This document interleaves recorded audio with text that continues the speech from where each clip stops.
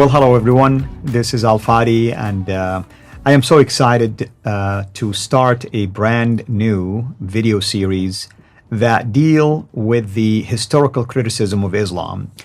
And obviously, whenever I mention the word historical criticism, I am certain that many of you think usually of Dr. J. Smith, and you are absolutely correct, because with me here in studio right now, who will work on unpacking a number of issues related to the historical criticism of Islam, is no other than our dear brother, Dr. J. Smith.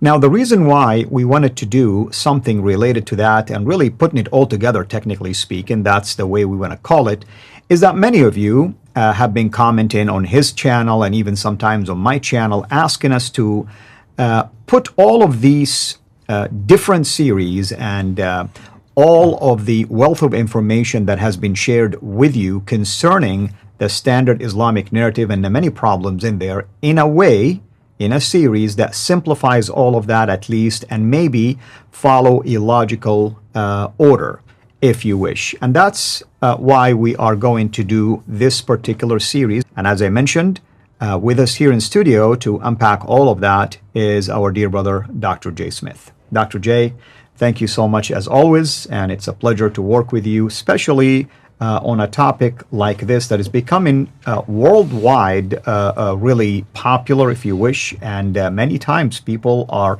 relying on this information, believe it or not, to now counter the Islamic argument. But here is the other positive things. I'm receiving a lot of messages from Muslims who left Islam on account of things like this. Yeah, and I think this is important that we do a overall wrap-up. This is what, 2022.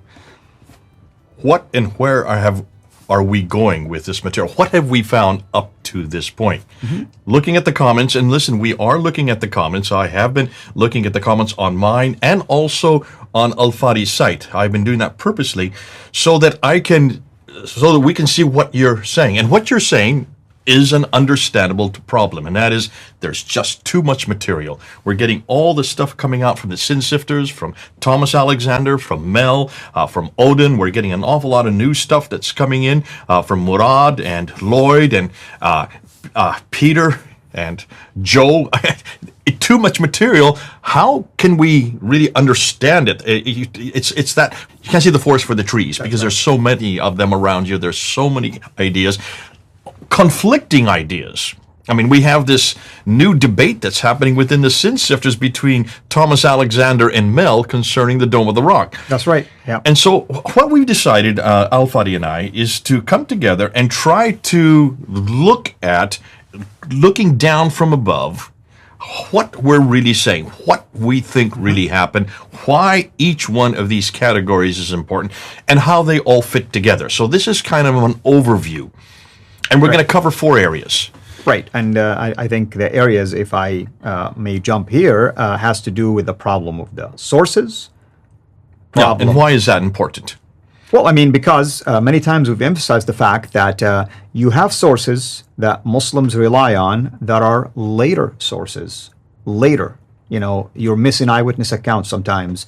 Sources that do not collaborate at least the 7th century rise of Islam, or the 7th century existence of a man by the name of Muhammad, or the 7th century the existence of a preserved complete Quran. I mean, there's so many things when it comes to the sources, and that's, I think, some of the stuff that you will be unpacking for us also in this particular series.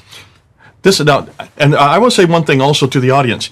One of the problems that I have had coming here into the studio with Al Fadi is that I do the lion's share of the speaking, and a number of you have complained, Jay, shut up, we want to hear Al Fadi speak more, and that's understandable.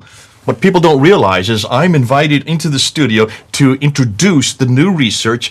Al Fadi is hearing it for the first time, much of this. So that's why he has to listen.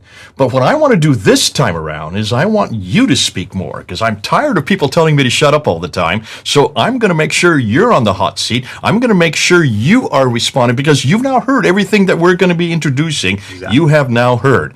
And I want to see what you say, because you are from this area. This is your land. We're going to be talking about Mecca. This is your background. We're going to be talking about Islam. You were a Muslim. This was your prophet. We're going to be talking about Muhammad. And we're also going to be talking about the sources. Because you have been brought up believing, from your background, you've always been told that there was a man named Muhammad who received a book called the Quran between 610 and 632, who lived in a place called Mecca in the 7th century, well, from 570 up to 632. So end of the 6th century, moving into the 7th century. This is what you have been brought up with. This is everything you've known. This is everything all of us have known. Why is it you trusted it, and why is it we have always trusted it? That's why we need to start with the sources.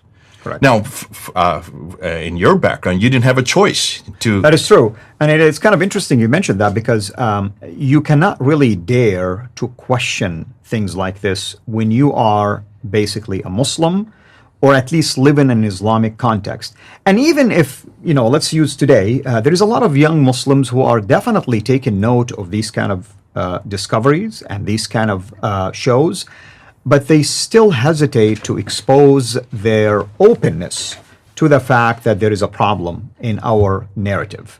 And that's really what this boils down to. I mean, speaking of narrative, I mean, June 8th is what is labeled as the holes in the narrative. Holes in the narrative. The standard Islamic narrative, holes in the standard Islamic narrative. We're going to be talking about that. Which is Yasser Qadi, and his incident with Muhammad Hijab. That one interview 2 years ago. Yeah. Happened 2 years ago. So we're even putting down when we're having these discussions. Now, I think it's important, and this is where we're going to go back and forth. In this series, we'll be doing a lot more discussing.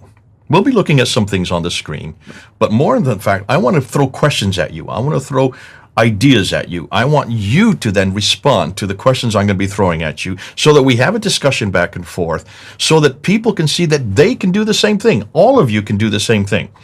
Everything that we'll be discussing today, I'm hoping you will be doing that with your Muslim friends, or you Muslims are discussing this in your mosques, or with your family, or with your fellow Muslims. You need to ask these kind of questions, because almost everything we're going to be talking about covers 4 distinct areas. The first we've talked about, and that's the sources. Right. And then we have the problem with Mecca. Well, we're going to talk about the book, The Man and the Place. Right. The book, The Man and the Place. You've heard us say that many times. No one calls it the book, The Man. That's what I call it, because it's quick, it's easy. It's like a meme that you can just go to any Muslim and say, let's talk about the book, let's talk about the man, talk about the place. What's the book? Well, that's the Quran, of course. That's the Quran. Why is that important? Well, everything about Islam has to do with the book. And of course, you can separate the book from the man, by the way. And you can separate the book, the man, from the place. All of it work together. But the book, of course, is allegedly a revelation from God. It's a continuation of prophecies that came in the Old Testament and the New Testament. So it ties itself to the Bible. And at the same time, the book tells you to do certain things that if you do not follow, first, you're not a Muslim. Second, you're not technically speaking accepted anymore by the God who sent the prophets before Muhammad. So it's a big deal for someone who follows Islam, because it's the finality psychology. It's like you're following the final message by the final prophet to all of humanity. And this is why Muslims get locked into this psychological thinking that, hey, we follow the best of the best, technically speaking. Well, it's the one that corrects that which comes earlier. So the book itself, that's the book. This is it right here, the Quran. This is the book that corrects that they could consider which comes before, which has been corrupted, and it abrogates that which comes before. That's why we're going to confront this. But we're going to put this at the very end. Though we say the book, the man, and the place, I'm actually going to flip it.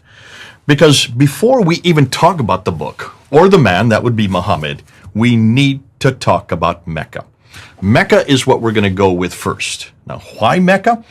Because the book and the man all take place in one area. And the standard Islamic narrative, we're going to be defining that next.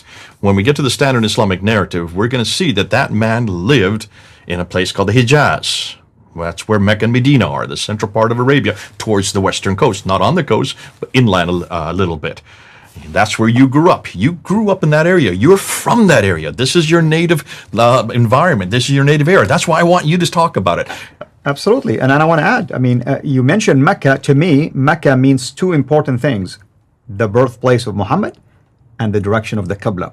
And you can see why we have a lot of problems with those. Well, it goes way deeper than that. This is where Adam and Eve lived. This is where Abraham lived in 1900 BC. This is For where a Muslim, Muhammad is a big deal, and the Qibla is a big deal. This is where all the trade routes went through. This is the beginning. This is where all the prophets were buried. Every 300 prophets were buried. Which we did a show on that, yeah. So this is why Mecca is huge. Because for a Muslim, Mecca is the center of history. Mecca is the center of the world. That huge clock tower that they have built, it's going to be the center of time. And that's why we're going to start with Mecca. But before we do that, we need to talk about the standard Islamic narrative. Absolutely. We need to see what is it and where is it Muslims are coming from. And that will be the next episode. Wonderful. Thank you so much for sharing that. Again, everyone, hopefully you will be enjoying this series. And as we mentioned, there are 4 problems that we will be unpacking in this series. To be honest, we don't even know how many videos we will be able to produce out of this, but it's going to be a lot. So we're going to talk about the problem of the sources, the problem of Mecca, the problem of early Islam / the man, which is Muhammad, and then the problem with the book, and that's the Quran. But before we do all of this, next show, we will begin to unpack to you what is meant by sin, or the standard Islamic narrative. Thank you, Dr. J. Thank you, everyone, for watching. Until next time, have a blessed day.